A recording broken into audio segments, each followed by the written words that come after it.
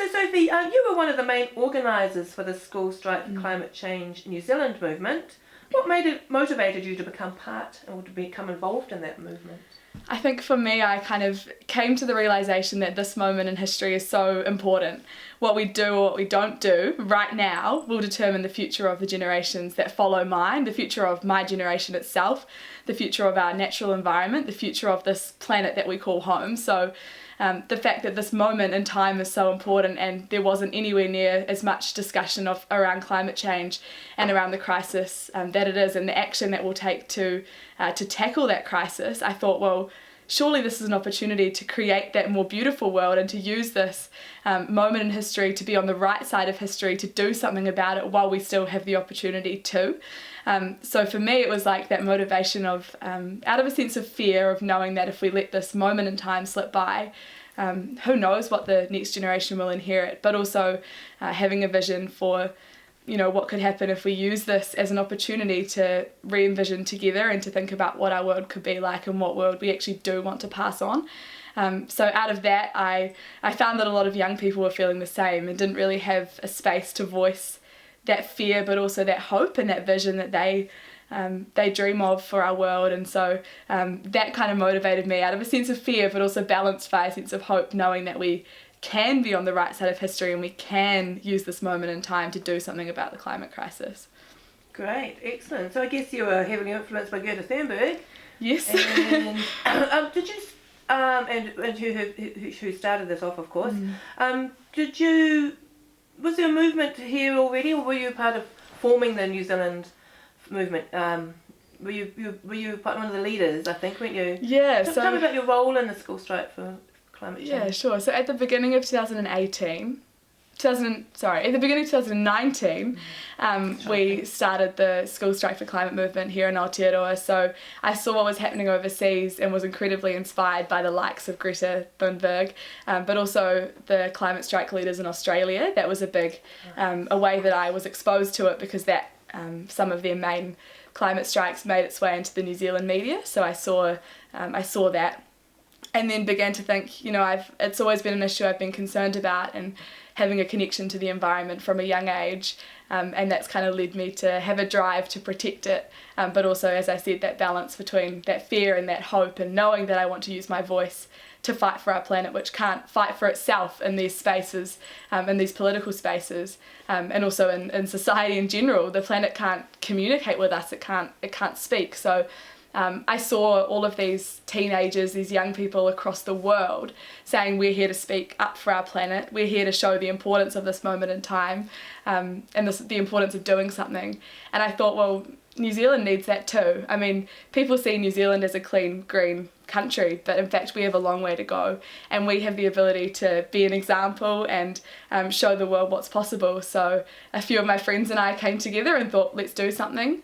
Let's see what's happening overseas and figure out how we can apply that to a New Zealand context. And so that's what we did. And within a few months, it grew from 5 of us at the beginning, all my friends that I knew, to being 40 of us from across the country. And that happened through social media, through technology and access to internet. That was a huge tool in us getting this off the ground. I can't imagine how we would have done it if we didn't have that technology, which is pretty amazing that that's so accessible for us, and that we have the ability to use it as a tool to mobilise thousands of people. So I was kind of one of those founding members in New Zealand. Yeah. So the first march was on March the 15th, which tragically was the same day as the terrorist attack in Christchurch. That day was obviously a very heavy day for the whole country, and for us, you know, just finishing this huge march and strike on Parliament grounds, and then only half an hour or so later finding out about what had happened in Christchurch. And our Christchurch organiser's 12 years old, so the first thing that I did was got on the phone to her and said, are you okay? How is everything? You know, what's going on down there? And they'd been told by the police to go to the libraries and to just shelter in public places.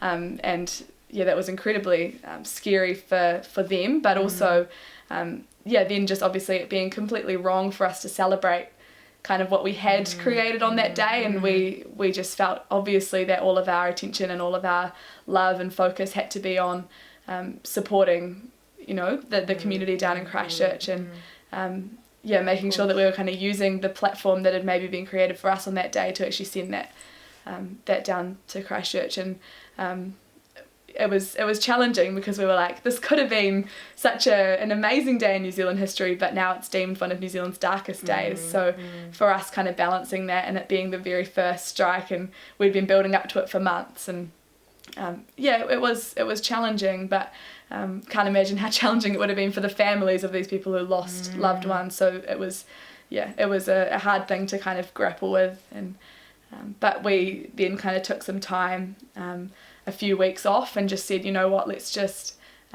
pause, and let's just give ourselves the time to grieve this, and ourselves the time to kind of grapple with what's just happened, because it was extremely overwhelming, and then let's figure out where to next, because the issue of climate change isn't going away. So it's important that we continue to focus on it, but the time just wasn't right, straight after what had happened in Christchurch. Sure. So I understand that, but then you did keep the momentum going, and you held a second protest, I think, March that same year. Was it in September? So we had one between the March strike and the September one. So on May 24th was our second strike. And that had similar amounts of people to the March one. So we had around 40,000 people across the country participate in both of those, which was huge. And we were wondering after the first one whether the momentum would kind of drop off, but we found that we got less media attention, which was something we were quite concerned about, because one of the reasons why we had so many people, I think, at March 15th was, as I said, technology and the impact of social media, but also the fact that the media was really interested in the story, and we were on national TV and across the radio platforms. And on May 24th, media wasn't so interested, so we wonder how far the message will reach, considering social media only taps into a certain audience, and mainly young people, but we did want allies to stand with us, adults and the like. So we were a little bit concerned that it would be smaller, but we found that it was pretty much the same amount. But in the lead up to September, that was when we knew we had to step things up. We couldn't just continue 40,000, 40,000, 40,000, 40,000. Otherwise, the media attention would keep on dropping and keep on dropping, and the conversation would drop out of the media, and it would drop off social media, and it would drop off all of these places where we need it to be.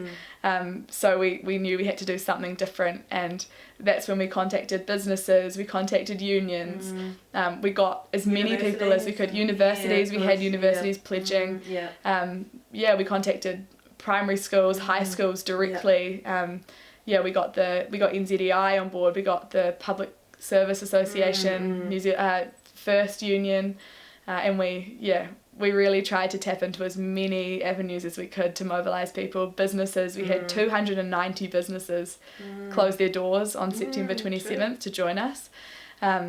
And that was massive, and that was pulled together in a week, that mobilisation of businesses. So I think another thing I realised throughout this whole thing is that if there's a group of people who are passionate enough and who care enough, it's amazing what you can do with actually very little resource. Like, to coordinate the first two strikes, we had no money.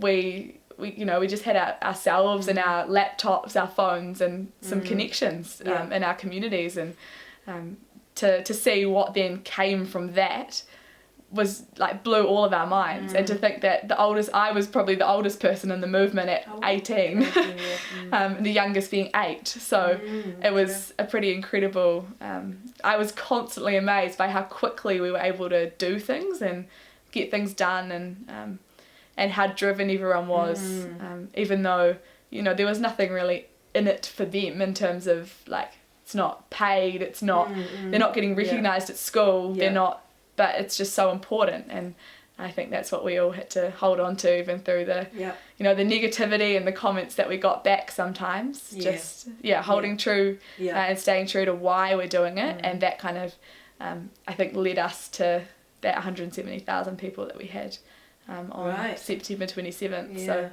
that was huge. That's 3.5% of New Zealand's population, which is I'm still like, how did we do that? But yeah. And the Pacific Climate Warriors and Te Ara Whatu, and Māori Indigenous Climate Group, that was awesome. Pretty incredible. Yeah. So, Sophie, how successful do you think the movement's been so far? The school strike for climate change, I guess, as opposed to Extinction Rebellion or other people. I think we can look at success in a few different ways in terms of the movement. There's obviously our demands that we have, and one of those demands was an ambitious zero carbon bill with cross-party support. So part of that we believe that we were successful in campaigning for alongside other groups like Generation Zero. But we think we had an influence on that, and especially being able to build that cross-party support and build that kind of social mandate for it.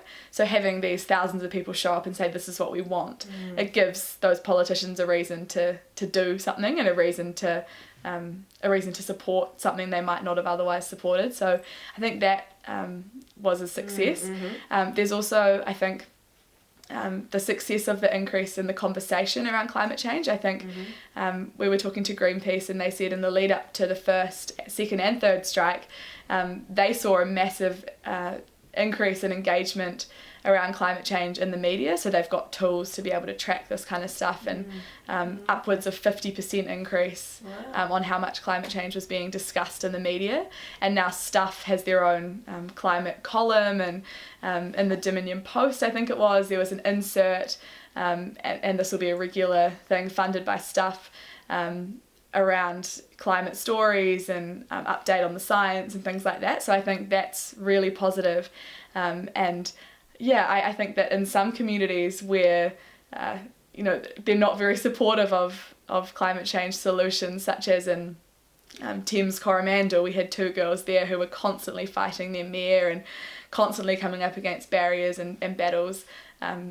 They found that they gathered a whole lot more support in their local community to be able to kind of approach their council and approach their mayor. So I think it was successful in kind of connecting people in the communities, in small communities too. I think that was a success. And raising awareness. And raising awareness, and making people realise how climate change will affect them also. That's and giving young people a place to kind of output some of that fear and be a part of something where they feel like they can make a difference. And I hope that if we keep doing that, we can really continue to kind of impact, give these young people a place to be a part of something where they're able to kind of limit their eco-anxiety and actually have a chance to kind of use the skills and passions that they have to fight for the planet, which I think so many young people want to do, and to be able to see that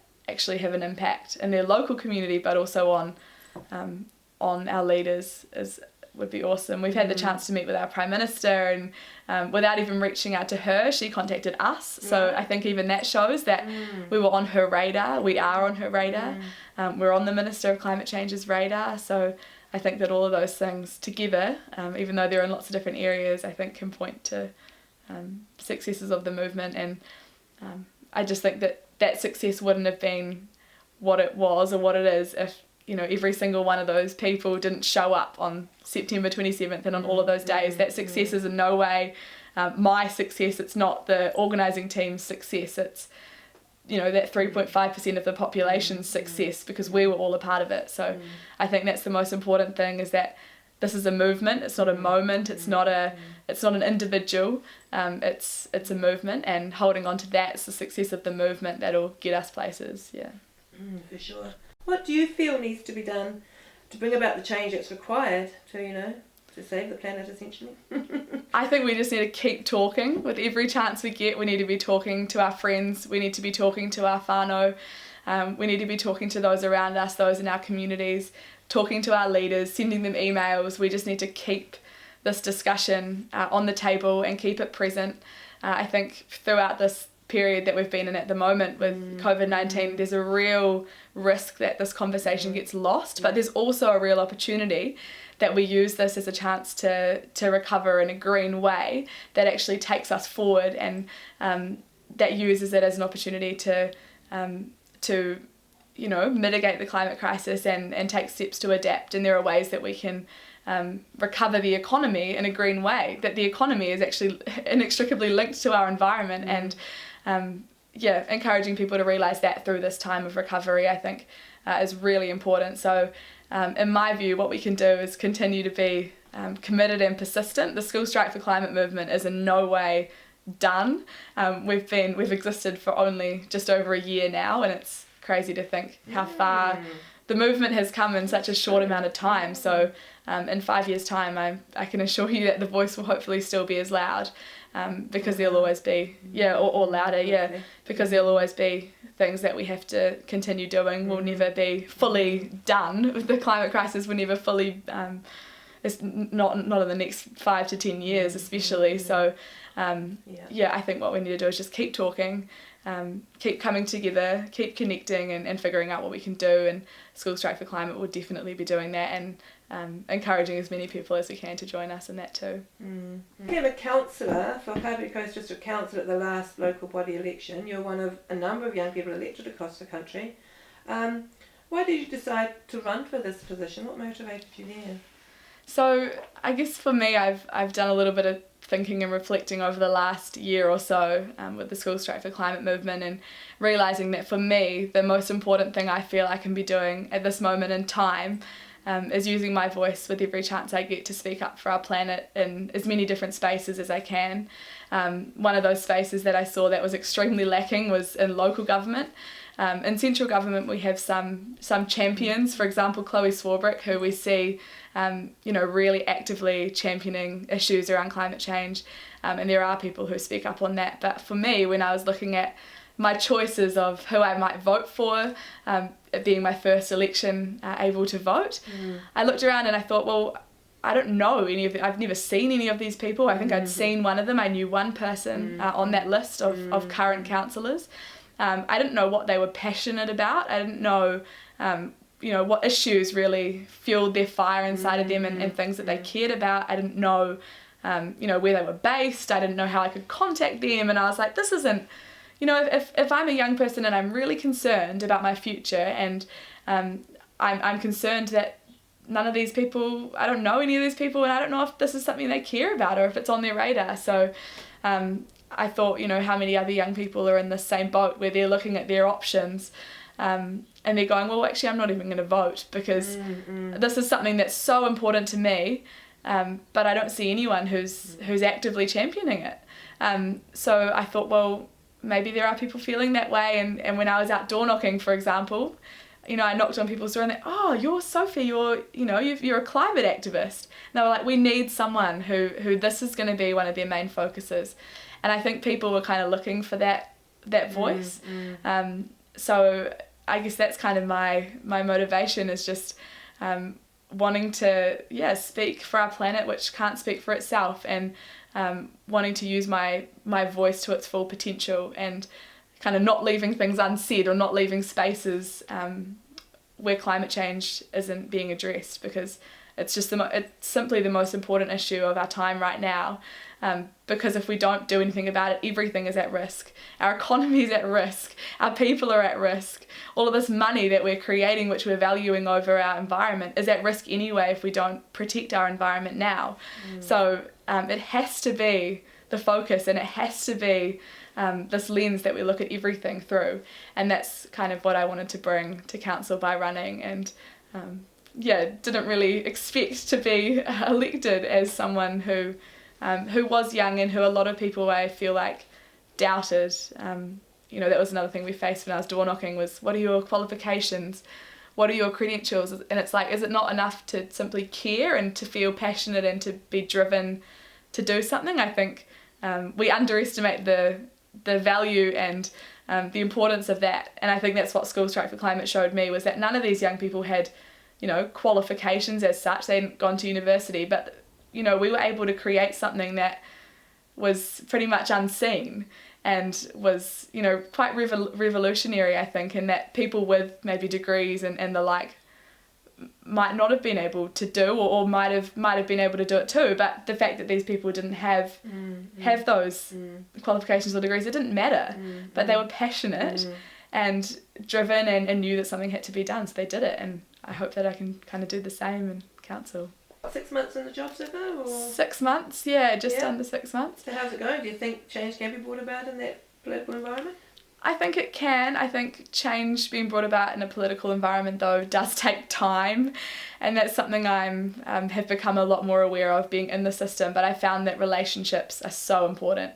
If you've got relationships with key councillors, and you've got a supportive team, or you know who your allies are, but also relationships within the staff environment, and you just keep on and keep on and keep on chipping away, I found that is, for me, the way that I found that I think things will be able to happen.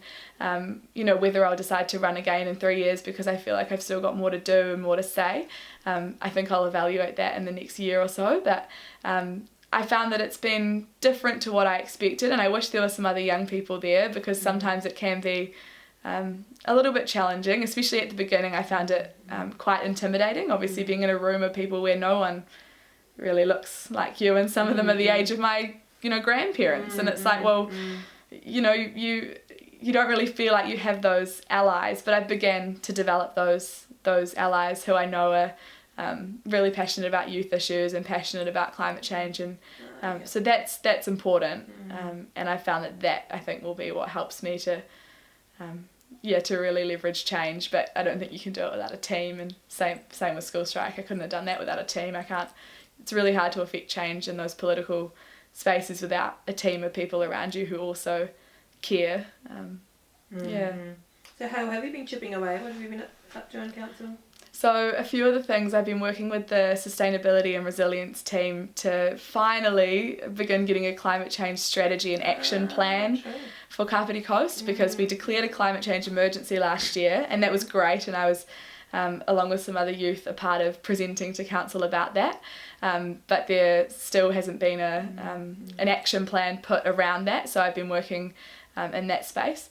And I've also set up a forum space inside of council so that the climate action groups in the community have the chance to connect with the staff directly, so that they're hearing what's going on and staff are able to hear their concerns, and then they're able to better communicate out with the community. So trying to really strengthen that link between community and council, because I've been finding that in some places we could be doing that a lot better. A few of the other things are trying to advocate for electrification of the vehicle fleet at council. Currently there are 2 EVs and a fleet of 26, which is simply not enough.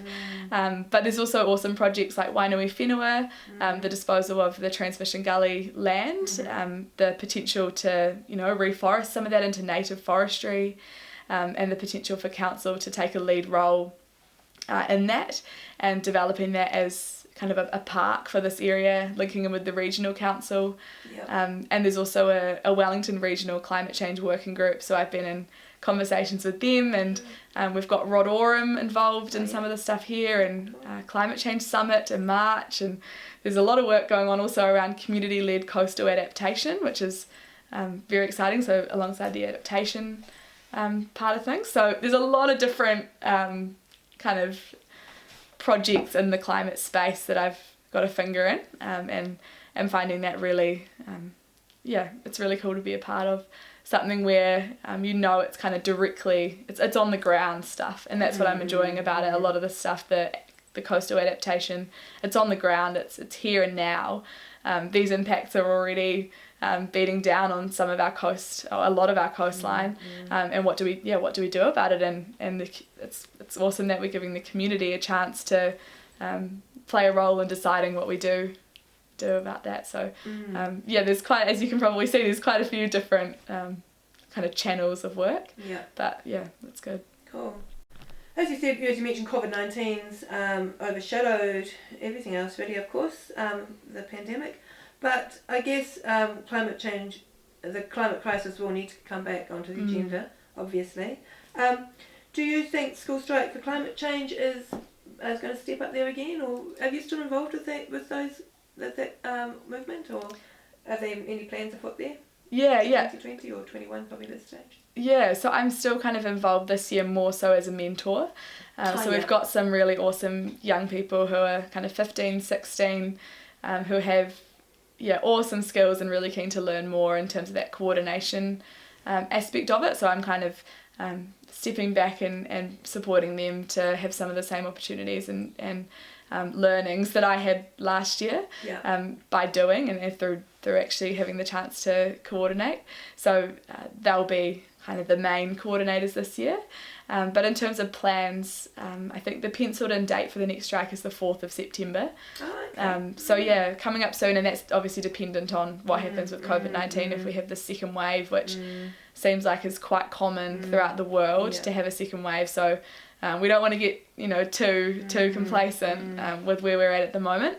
But also the election is extremely important, and on a lot of the political parties' agendas for the election will be the COVID-19 recovery, and that's a big campaign point, is we'll recover the economy better and yada yada. Yeah. So for us it's like how do we really demonstrate that link between the ability we have actually with this COVID-19 recovery and the ability we have also to take steps forward in terms of our response to climate change, and that those two things can be held in the same breath, and we can actually link those two things together. So communicating that story, and also the story that New Zealand has been, really front-footing our response and our recovery to COVID-19. And we could be an example for how other countries can have a green recovery.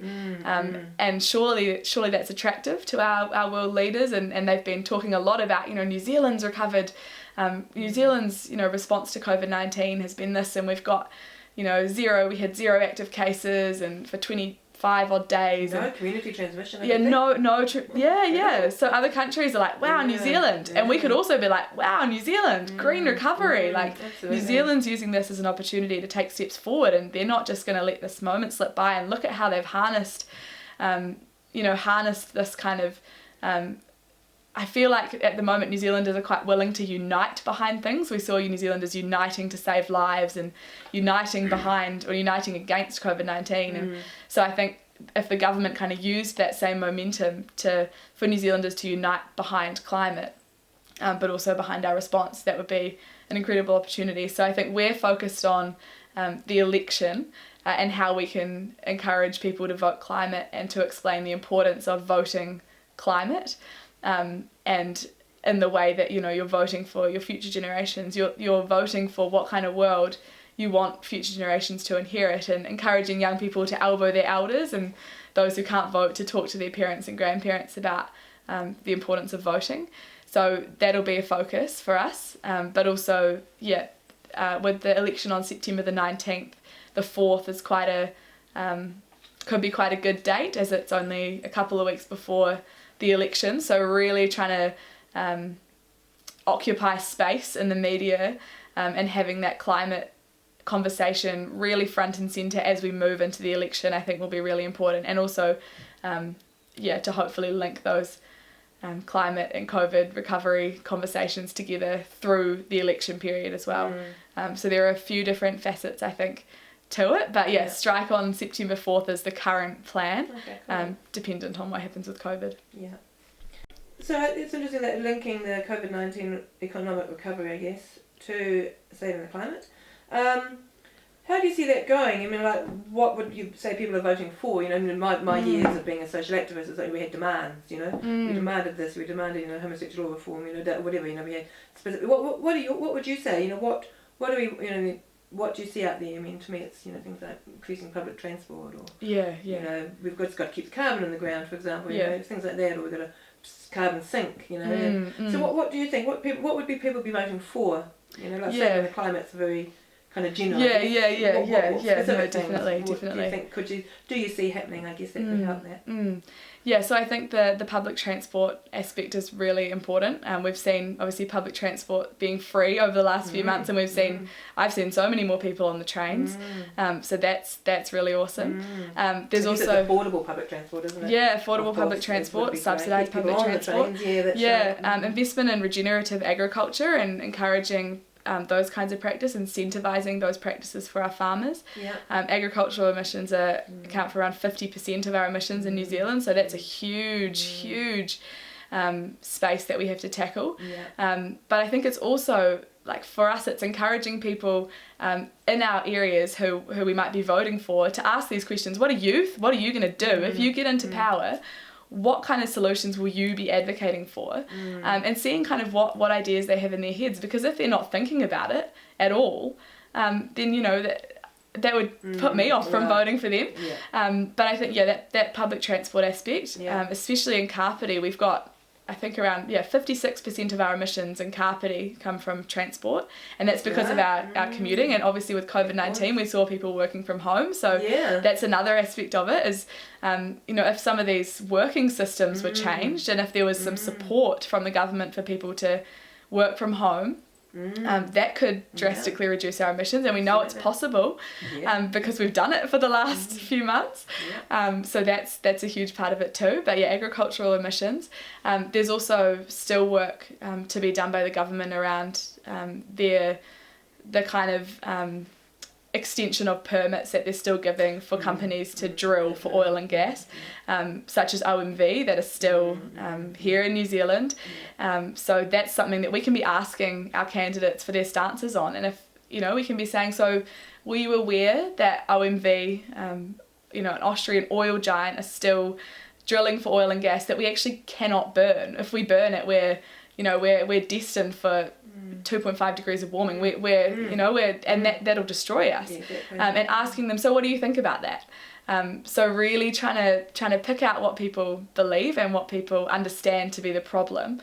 But I think that's a big one there. And as you said, like keeping the carbon in the ground, and carbon sinks, and how we're investing in native forestry, and how are we investing in pedestrianising our communities, and how are we building in sustainable ways and energy efficient ways.